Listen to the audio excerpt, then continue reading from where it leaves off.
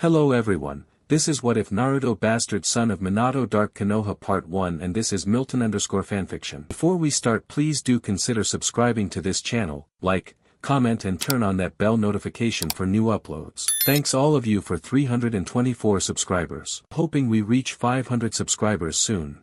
Anyways, let's begin.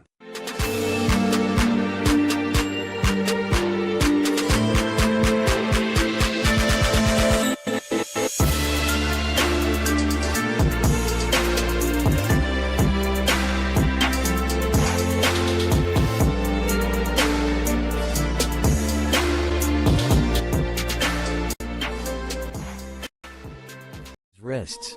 He doubted he could outrun the guards, never mind the ninja. Taking a deep breath, he walked towards the two figures in their hooded cloaks. "Just who are you people and what do you want with me?"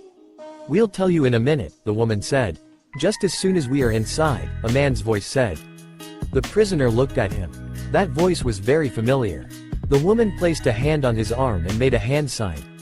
The two of them disappeared in a swirl of wind and mist. The other one made a similar gesture and disappeared as well. When they reappeared, it was in a small room in some hotel. The instant that happened, the woman pressed herself to his chest and began shaking. "Urasai," she cried. "What?" Uzumaki Shinzo gasped. "Kuki?" Reaching up with his still chained hands, he pulled down her hood.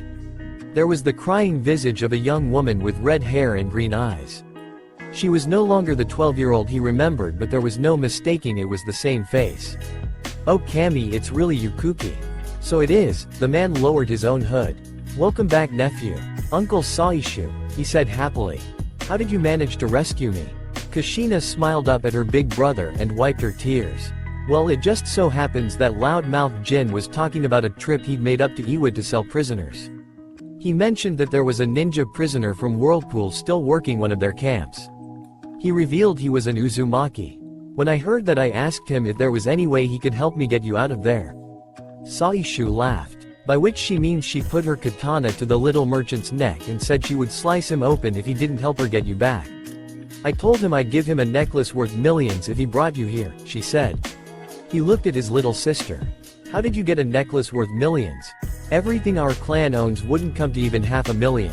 A lot of things have happened in the last 6 years, brother." Kushina told him. "You better sit down. Oh, but to start with, I'm a widow with a little boy, so that makes you an uncle." He gaped at her. "My little sister has a kid? I'm an uncle?" He sat down. "There's a lot more, not all of it good. A couple months ago the nine-tailed Kyuubi came. Shinzo spent most of that first night of freedom listening to all the ways life had changed. Things would clearly not be easy, but after all he had endured he would manage. And he would do everything in his power to restore his clan and protect the precious few family members he had left." Lord Isamu was riding in his wagon, pleasantly dozing in the hot summer sun. He was heading back to the little cottage where he kept his favorite mistress. Surrounding the carriage were 20 heavily armed men of his personal bodyguard. As he enjoyed the pleasant afternoon ride, he imagined being called by the daimyo to serve in his cabinet. It would not only be a great honor, but he would be in a position to make powerful friends who could help him increase his holdings. Isamu knew he was not a brilliant man. He also knew he was far from hard-working. He liked to spend his days eating, sleeping, and making love to his many women. But he had one skill that he knew made up for all the rest. He knew how to make money. His province of River Country produced more tax revenue than any other. When it came to milking everything he could from his peasants, he was a real genius. Of course, all his special taxes and fees and mandatory contributions left most of his people barely enough to survive. Even the merchants and shopkeepers were poor. But what were they for but to help their lord? Delivering so much tax money to the daimyo each season earned him praise, and of course he kept a little extra for himself. He was certain he would be called to the capital soon. He was destined for great things. His pleasant daydream came to an abrupt end as the carriage was brought to a sudden halt. Outside he could hear his guards shouting and talking nervously. With annoyance he opened the carriage door and leaned his head out. "What's going on?" he demanded. "Why have we stopped?" The captain of his bodyguard turned to him and hurriedly bowed. "I apologize, Lord Isamu, but there are two men standing in the road." Isamu looked. Sure enough, there were. They were dressed all in black except for a wide stripe of dark red that ran down along the side of their clothing. He could see both men were armed. He sent his captain an annoyed look. Well, what are you waiting for? There are only 2 of them. The captain looked at him and nervously licked his lips. I believe these men may be ninja. It may be wise to turn around and escape while we can. Are you a coward? Just what the hell am I paying you for? Are you telling me all 20 of you can't handle 2 ninja? River Country had no ninja village of its own. As such, the local nobility didn't truly understand the gap between ninja and ordinary soldiers. No matter how skilled or well-armed, no ordinary swordsman was a match for a trained ninja. And depending on their ability level, even a 10-to-1 advantage might not be enough. If you order me to attack them, I will do so, Lord Isamu. But I suspect those men may be far more dangerous than they seem. Kill them or kill yourself, he said indifferently. The captain bowed once again. He was honor-bound to obey his lord's commands. Pulling out his own sword, he shouted, and the men all joined him as he rushed down the road to attack the 2 interlopers. For their part, the 2 men did nothing at all. They did not speak, they did not try to run, they didn't even draw their weapons. They merely stood there and watched until the guards got to within 20 yards. That was when they stepped on the tripwire, detonating the explosive notes. Isamu watched the deafening explosion from a safe distance. His captain and several of the guards were blown to bits, while the rest were knocked to their feet or stumbled about disoriented. That was when the 2 men finally drew their swords. They leapt over the smoking crater that was in the middle of the road now. With incredible speed, their swords flashed in the afternoon sun, and men began to scream as they were hacked down. Isamu gulped as he saw his guards being killed like so many spring lambs. He was about to yell at his driver to get him out when he saw a wickedly sharp blade pressed to his throat. "And where do you think you're going?" a woman's pleasant voice said in his ear. "You really should have listened to your guard, he had the right instinct. Not that it would have saved you." With exaggerated care, he turned his face to see a beautiful red-haired woman with stunning green eyes. She was dressed like the 2 men in the road. She was quite stunning. Under different circumstances, he would have taken her for a lover. "Do you know who I am?" "Lord Isamu, ruler of Ikoku province," she answered simply. "Soon to be former ruler. Don't be hasty. I can have a very large ransom paid for my safe return." The woman shook her head. "We don't deal with ransoms, too much trouble. We prefer bounties, they're much more straightforward. Whatever the bounty, I will double it. My son will gladly pay any price to save me." The woman began to laugh, and Isamu got very cold feeling in his belly. "What is so funny?" "My dear Lord Isamu," the woman answered politely. "Who do you think put the bounty on you in the first place?" Seeing the ridiculous look of surprise on his face, Kushina decided it was enough. She drew her sword back and sliced down into his neck. Her katana cut clean through the meat and bone. His head came neatly off with just the one cut. The only person to survive their ambush was the wagon driver. After putting Isamu's head in a sack and relieving him of his purse and rings, the wagon driver had been allowed to go untouched. He turned the wagon around with the rest of Lord Isamu's body lying inside. No doubt the son would make a huge show of grief and give his daddy a wonderful funeral. The 3 of them were flying through the trees heading back home. "You know, sometimes this work really does sicken me," Kushina said. "I mean, a son putting out a contract on his own father? Disgusting. Disgusting or not, we still took the job though, didn't we, Kuki?" Shinzo said. "And it's not like we'll turn up our noses when we collect the bounty." "I know that," Kushina snapped. Her uncle turned his head to look her way. "What's wrong, Kushina? You are the one who chose this job. It went exactly as planned and none of us even have a scratch. Why are we always performing assassinations?" she demanded. "That lord may have had it coming, but I doubt his son will be any better. And we had to kill 20 men who hadn't done anything but pick the wrong employer. You can't expect to assassinate important people without having to deal with guards," Saishu said reasonably. "You have to know that by now." "I accept it, so do Shinzo and Kakashi. But why is it the only thing we ever seem to do?" "We're mercenaries and bounty hunters, Kuki," Shinzo said. "We don't exactly have a wide selection of jobs to choose from. Investigations, police and guard work. Most people prefer to send that kind of stuff to one of the ninja villages. The only reason we get as much work as we do is because assassination is always the most expensive mission for ninja, and we'll do it for about half what a proper village would charge. If you don't want us to perform assassinations anymore, then you won't," Saishu said. There are other options. We can start taking some of the bounties on recapturing escaped prisoners instead. That will take us twice as long and we won't make even a tenth as much. Shinzo objected. It will be fine, Saishu said. Shinzo looked at his little sister.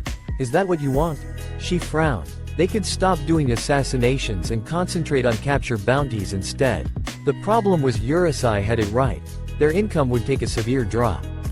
After trading away her diamond necklace to pay for her brother's freedom, she'd been forced to part with several more rings and gems in order to establish themselves here.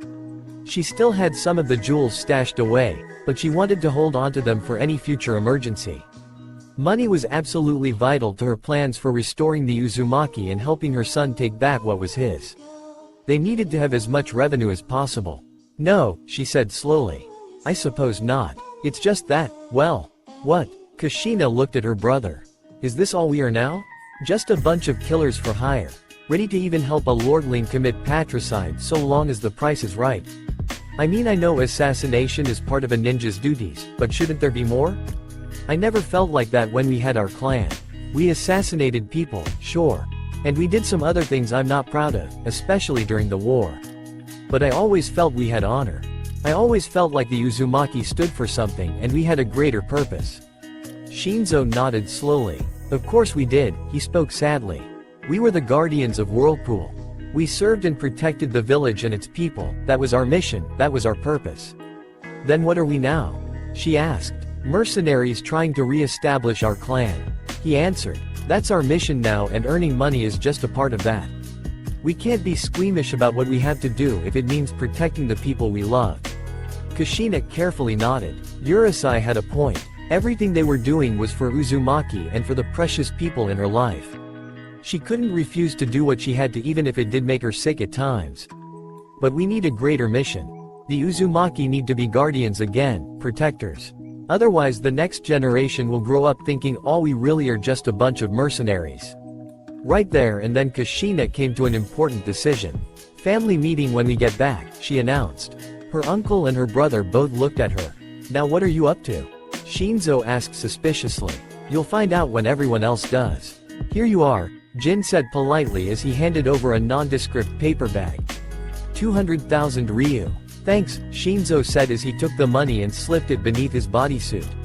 When they returned to Kyosu, Kushina had asked him to take the head to the bounty station and collect the bounty. Shinzo grunted his agreement. Even after 5 years of taking bounties and having to work with Jin, he still couldn't stand the little worm.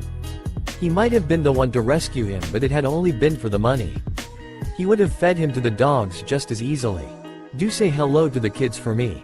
He grunted and left. On the outskirts of town was a large house surrounded by a big yard and fence. Part of the house looked newer than the rest. They'd had to add on to provide room for everyone who lived here. When he walked in though the front door, he called out, "I'm home." He was answered with a couple excited squeals. Tearing out of the living room came a 4-year-old and 3-year-old, Michio and Minori, his sons. "Daddy!" they cried in unison. "There are my boys." He happily reached down and picked them both up. 5 years ago. You need to get married and start having kids, Kushina told him. Kids? Married? What are you talking about? I just got out of an Iwa prison camp. I never even thought I'd see a woman again. I'm not interested in anything but having a little bit of fun. Listen Urusei, this isn't just about you having fun. Counting my son, there are only 4 Uzumaki left. And since I expect him to take his father's name one day, there are really just the 3 of us to restore the clan. That means for the good of the clan you're going to have to get married and start fathering the next generation of our family. Uncle Saishu certainly can't do it. Hey! An indignant Saishu cried out. What does that mean? Kushina looked at him with an apologetic grin. No offense uncle, but, well, you are old. I'm not that old. Anyway, she turned back to her brother. The clan needs you to have children, legitimate children with a wife. Shinzo frowned at her. He couldn't deny the logic or that he had a duty that superseded his own personal wants.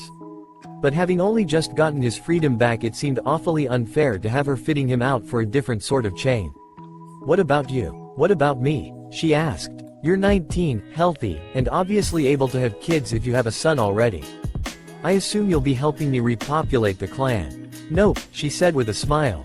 The only man I'll ever love is gone. I won't have a child with anyone else. But, I said I won't be having any more children. So the burden falls on you. It's easier for a man to have kids anyway. It's just too bad polygamy is illegal. Less than 2 months later he was married to Aoi. Welcome home dear, his wife came out to greet him. She was a lovely woman with dark hair, honey-colored eyes, full breast and wide hips. Kushina had found her for him and practically forced them together. Not that he'd objected too much. She had a very gentle and loving nature and he had won her over to him with ease. She'd come from a poor background and so her family had been happy to see her married off to someone who was of a ninja clan and had at least some wealth. Perhaps best of all she had chakra coils, though they were far too weak for her to mold them into any sort of jutsu.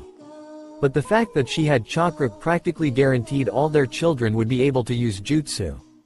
She was everything a man could hope for in a wife and mother. She was faithful, loving, kind, devoted, and committed. And if there was no great passion between them they at least liked each other and lived happily together. As she gave him a soft kiss he noted the swell in her belly. Their first daughter was due in about 3 months.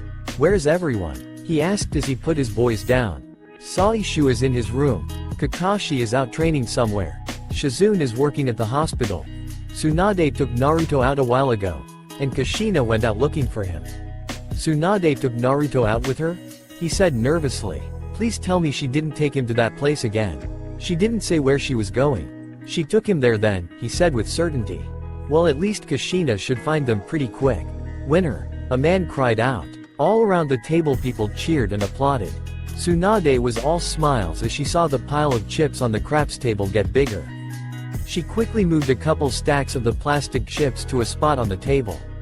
All right dear, Mama needs a new pair of shoes. You do godmother? Naruto asked as he took the dice from her. That's just a saying sweetheart, Tsunade said happily.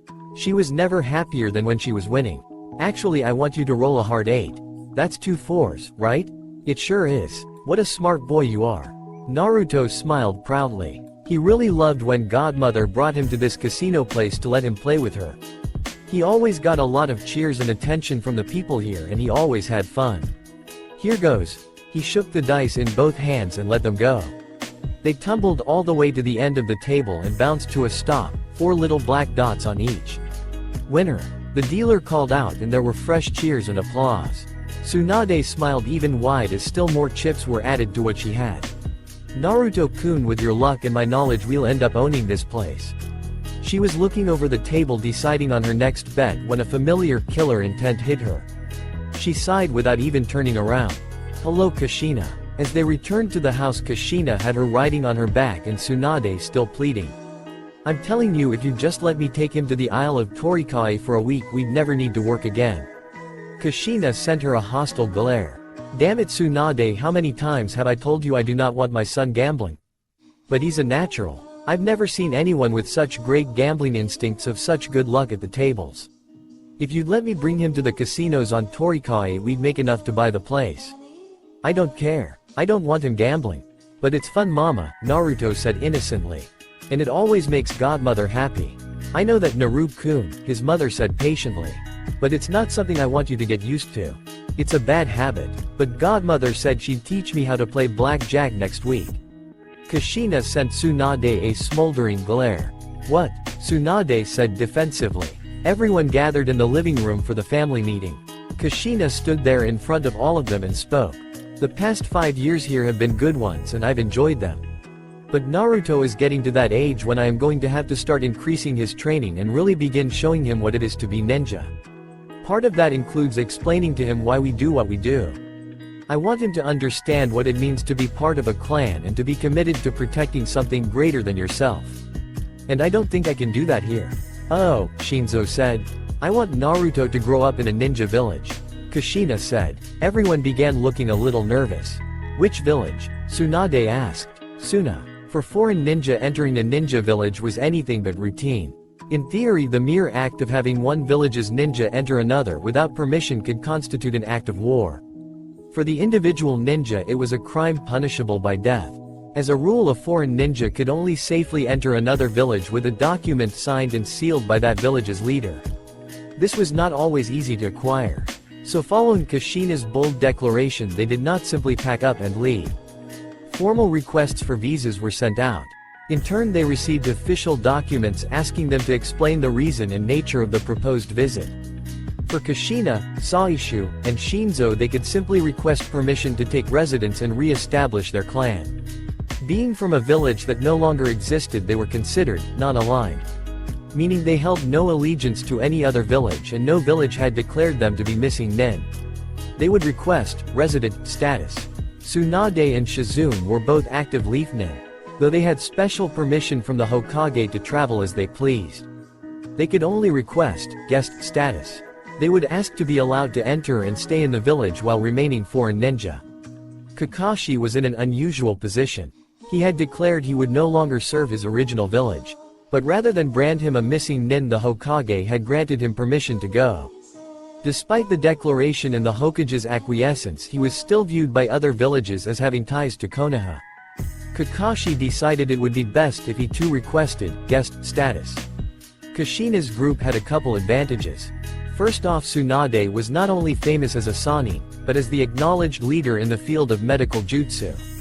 Meanwhile, Kakashi not only possessed the legendary Sharingan but had garnered a reputation as an elite assassin. In the shinobi world that was something to take real pride in. As a result they received temporary visas and permission to visit Tsuna after only 6 weeks. Kushina had grown up by the sea in a place where it rained almost every day. Later she had lived in Konoha and in river country. Places filled with trees and a wide mixture of plant life. Tsuna was located in the heart of a vast desert. Traveling there they literally crossed hundreds of miles without spotting a single living thing. Seeing this barren wasteland with her own eyes made her question her decision. Why are we doing this again? Shinzo asked during one of their regular water breaks. They were traveling light so that everyone could get there in one quick 2-day trip. Most of their possessions were coming by wagon and would be a couple weeks behind. Shinzo was carrying his wife. Saishu had Michio on his back and Kakashi was carrying Minori. Kushina of course had Naruto. Kushina looked over to her brother as she and her son had some salt tablets to go with their water. Like I said, I want Naruto and the boys to grow up in a ninja village, not in a mercenary band. But of all the ninja villages, why'd you pick the only one in the middle of a desert? I decided it had to be one of the 5 great villages. Otherwise there would always be the danger of Konoha intimidating our new village if they ever decide they want to force us, or Naruto, to return. Leaf and Iwa are out for obvious reasons. Kiri is in the middle of a civil war right now. And I'm not sure I'd want to permanently settle in a place nicknamed Bloody Mist, anyway. I would have considered Kumo, except they had that little border war with Leaf a couple years ago. I still remember because there was some sort of incident during the peace negotiations. A former friend of mine, Hyuga Hizashi, was sacrificed to appease them. Feelings between Kumo and Konoha are still hard. You, me, and Uncle might get permission to go there, but I doubt they would let Tsunade, Shizune, or Kakashi in. So that left Tsuna. Shinzo made a face and swallowed a salt tablet. Kuki were water types. What good are we going to be in the middle of this? He waved about at the arid terrain. She shrugged. I'm sure not every mission we go on will be in the desert. Besides, a sword works just as well in any climate. About 40 miles from the village they were met by a patrol. They presented their papers and were then escorted the rest of the way to Tsuna. At the village entrance they were again required to present their documents. The guards there made a show of checking them and confirming they really were valid before finally allowing them entrance. The journey had been a bit rough on Aoi and the kids. She asked if there was anywhere they could go to relax while the others went to the Tower of Wind to await an audience with the case cage. The 4-man squad that was acting as escorts, guides, put their heads together. They finally decided that Aoi and the children could wait in a nearby park where one of the Tsuna nin would keep an eye on them. Everyone else continued onto the tower. When they arrived at the park, they saw a large number of children playing a game that involved kicking a ball around. Michio and Minori wanted to see if they could join in. Naruto spotted some swings and headed in that direction. There was only one other child on the swings. A little red-haired kid with a teddy bear clutched in one arm. Too late the Tsuna nin realized who that boy was. He wanted to shout a warning to the little foreigner. But he didn't dare draw that sort of attention to himself. As Naruto approached the swings the other boy looked up at him. Hi there, Naruto called out. Mind if I join you? The boy blinked a couple of times and just stared at him. Finally he gave a mute nod. That was enough for Naruto. He sat down on the swing next to the quiet boy and began to swing himself back and forth, trying to get higher and higher. The other boy wasn't swinging. He was just sitting there watching silently. After a few minutes the boy suddenly spoke up. "Aren't you scared of me?" "Huh?" Naruto stuck out his feet and skidded to a halt. "What did you say? Aren't you scared of me?" The boy repeated morosely. "Everyone else is, even my family, everyone but Uncle Yashimaru. Why would I be scared of you?" All at once the sand in front of them began to fountain and dance about. "That's why," the boy said. "I can do that, so I'm a monster." The boy watched as the other child stared at the dancing sand. He knew what was coming next. The other boy would start screaming and run away as fast as he could. Naruto suddenly looked away from the sand and gave the red-haired boy an excited grin. "That's so cool." The red-haired boy blinked. He wasn't sure how to respond. He'd never gotten that reaction from anyone. "You're so lucky." Naruto continued, totally oblivious to the other boy's surprise. "I can't do any jutsus yet. My mom says I have to let my chakra coils develop some more first. But she's already promised to teach me lots and lots of jutsus. Not just my mom either.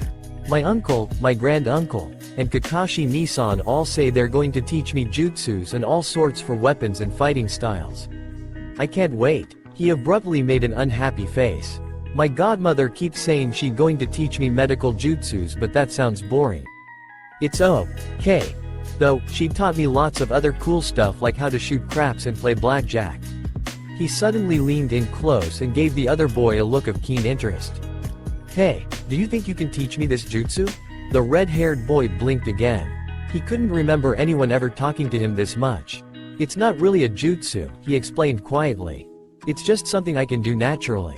I'm the only one who can do it." "Ah, that's too bad." Naruto sounded disappointed but continued to smile. "But it's still really cool though." The other boy just continued to sit there looking at him. "So you want to be friends?" Naruto asked. "Friends?" The red-haired boy sounded uncertain. "You want to be friends with me?" "Sure," Naruto replied easily. "So do you?" "Yes," the boy shouted, showing real emotion for the very first time. "I don't want to be alone anymore." Okay," Naruto said, caught a bit off guard by such a big reaction to such a small thing. He stuck out his hand. "I'm Uzumaki Naruto." Tentatively the other boy reached out and gingerly took the hand and gave it a weak shake. "I am Sabaku no Gaara." "Well, it's nice to meet you, Gaara. I hope we can be good friends." "I hope so too." The two of them played at the swings for a while until Michio and Minori came over with their mom. Apparently the teams playing ball were set and they had gotten bored with just watching. Naruto introduced his cousins and aunt to his new friend and told them about the neat things he could do with sand. Though a bit hesitant, Gaara finally agreed to put on another demonstration. The two younger boys as well as their mother were suitably impressed. For the first time that he could remember, Gaara was using his power without feeling like some sort of freak. Soon all four boys were running around playing together under Aoi's watchful eye. When the local kids noticed that Gaara was playing with other children, their own game came to an immediate halt. They all kept watching, expecting Gaara to suddenly attack his playmates at any moment.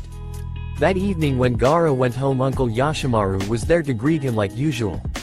Also like usual, his father, sister, and brother were all avoiding him. But for once he didn't really care. Yashimaru noticed the difference in his nephew immediately. "Gaara, you're smiling. Did something good happen today?" "Yes, Uncle Yashimaru," Gaara answered with a rare excitement in his voice. "I made some friends." 3 days, Kushina growled. "It's been 3 days and we still haven't been given an audience with the case cage." "I know," Shinzo said patiently. "I was there too." She gave her brother an exasperated look. "You're not helping, you know." He shrugged. "It's not like anything I say would really help." When they had arrived, they had been brought to the Tower of Wind and told the case cage would meet with them. They'd spent the entire afternoon sitting in the lobby waiting as others arrived and were shuttled in and out of the case cage's presence. While they waited, finally a secretary had informed them the case cage was done for the day. She told them they would have to return early the next morning to again await an audience. Kushina had asked about setting up an appointment, only to be politely told there were none available.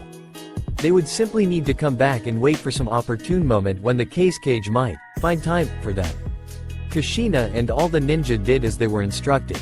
They had spent all day yesterday and all day today sitting there, forced to watch as others were permitted to meet the case cage as they cooled their heels. And at the end of each business day a secretary would come over to inform them they would need to return again tomorrow morning. He's doing this on purpose, she growled. Obviously, Shinzo said. If you don't have anything useful to say then don't say anything. Kushina snapped. She had decided on this course. She was the one who had uprooted them from a pleasant routine in river country and brought them to the middle of the desert. Now not only were her efforts running into a stone wall, she was being made a fool of. If he doesn't want to meet with us, why the hell did he approve our visas and give us permission to come here in the first place? Shinzo grinned at her. You're not looking underneath Kuki. Don't call me that. You know I hate being called that. Fine then, you stop calling me Urusai, shut up. Like that'll ever happen. She stuck her tongue out at him. Saishu let out a groan. I swear you two are behaving like children. Annoyed, she looked at her big brother. Growing up he had always been more logical than she had.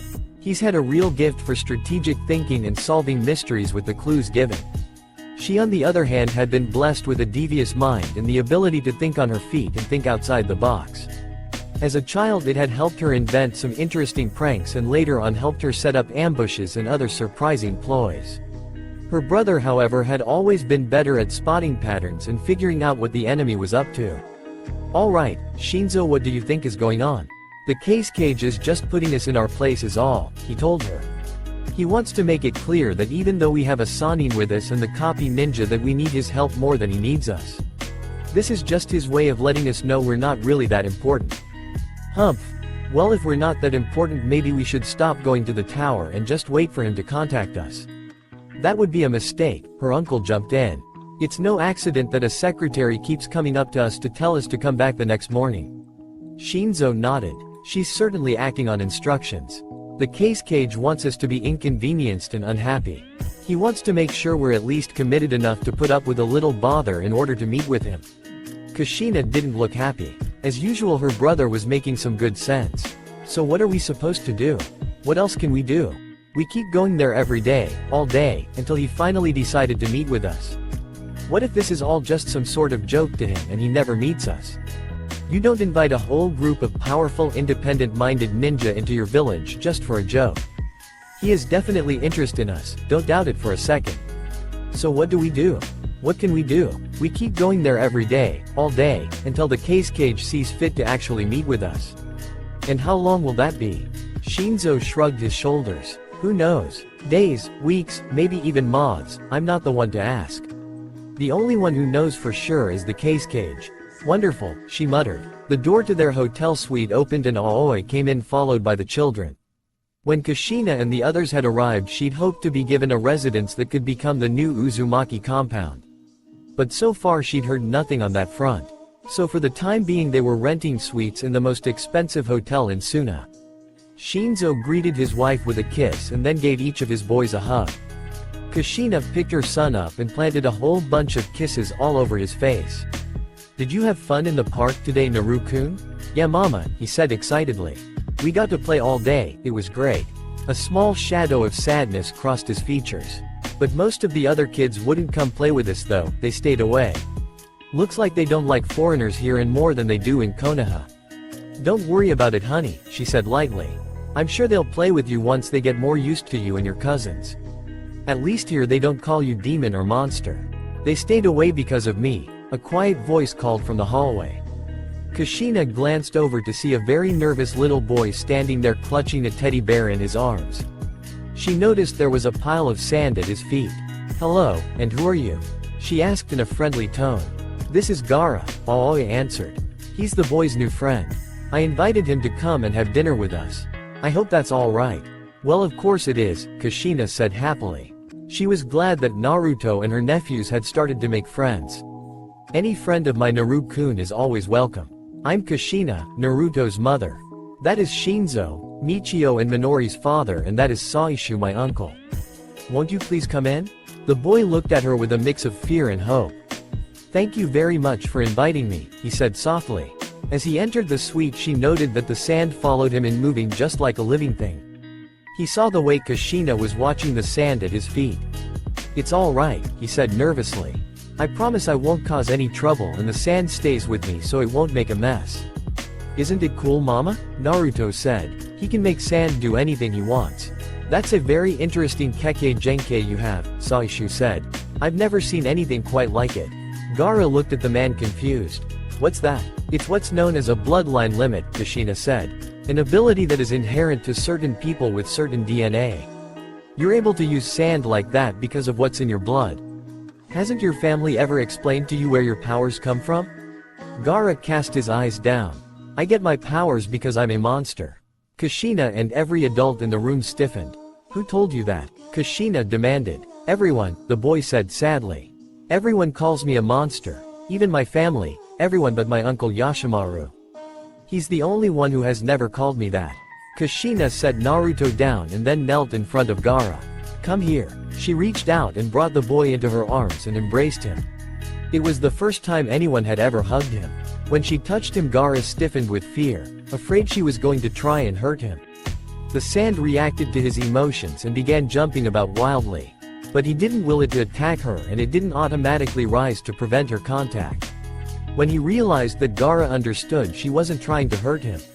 Whenever he was in danger or whenever there was intent to harm, the sand would react on its own. As his fear passed, the sand at his feet settled back down. He abruptly realized that this felt good. This embrace felt warm and comforting, it felt good to be held. You poor child, she said to him tenderly. You're no monster, you're just a little boy. And whatever is in your blood doesn't change that. The people who say that to you, they're the monsters. Never ever call yourself that again. You're a human being and no one should ever see you as anything else. He didn't understand why, but hearing her soft words and feeling the warmth of her arms and body, he suddenly began to cry. Shish, there, she whispered to him and stroked the back of his neck. It broke her heart to see how deeply he was affected by just this tiny bit of comfort. Hadn't this poor boy ever been shown any kindness at all? Just what sort of family did he have? Is this what would have happened to Naruto if I had dies and he'd been left all alone? It was a horrible thought and made her wonder if this place was really any better than Konoha after all. She held and soothed him until his tears finally passed. Then she gave him a happy smile. All right, no more sad feelings, okay. The boy nodded and wiped his eyes. Okay, now let's order room service and have a nice dinner. A couple hours later, the adults were sitting watching as the children played together. Looking at him, Gaara seemed no different than any of the other children. Aside from the sand that followed him about. There was a knock on the door. Kushina got up to answer it. Standing there was a slightly effeminate-looking fellow with long blonde hair. She also noted he wore a Suna Hite Ite, marking him as a ninja. Pardon me, he said in a courteous voice. But is Gaara here? I have come to take him home. Uncle Yashimaru. Gaara called out happily. He got up and ran over to the other man's side. The man smiled down at the little boy. You seem very happy, Gaara. Did you enjoy visiting? Yes, uncle, they were all very nice to me. He looked up at Kushina. Thank you for being so nice to me, no one else ever has been. He glanced back at the man. Except for Uncle Yashimaru. It was our pleasure, Gaara, she informed him. You are welcome to come and visit us anytime that you like. Really? Gaara said excitedly. Of course, she reached down and patted the top of his head. You are a good boy, Gaara. I can't imagine how anyone could ever see you as anything else. Only a fool would blame a child for something that was inside of him. You can only choose what you do, not who you are. Yashimaru heard her words and stood there silently. Thank you for being so generous to Gaara, he finally said. Kushina smiled at the man. Well, of course, he's just a child after all. Yes, Yashimaru said, of course he is. They were walking through the darkened streets of Suna hand in hand. Yashimaru could not remember ever seeing the little boy so happy. For his part, he tried to hide the feeling and thoughts that were swirling about inside of him. His exterior he managed to keep calm. No one looking at him would ever guess he had strapped 50 explosive notes to his chest and was planning to kill himself and his nephew. When he had set out to transport Gaara home, he had determined that it would be tonight. He had tried to love Gaara, tried to see him as the last remaining link to his beloved Oni-sama. But no matter how he tried, he couldn't bring himself to love the boy. It had been his fault his precious sister had died. She'd been sacrificed to make him a living weapon. She had named him Gaara, meaning it to be a curse, the demon that loves only himself. She had died cursing him and the village. He resented Gaara, hated him for stealing her away. And yet, only a fool would blame a child for something that was inside of him. You can only choose what you do, not who you are. He's just a child after all. Those words from that woman. Why did they bother him so? Gaara wasn't just a boy. He was a monster. He was the reason his sister had died. Ending his existence was the right thing to do. Yashimaru? The boy called uncertainly. Yes, Gaara? What is it? He spoke in the same gentle tone he had always used around him.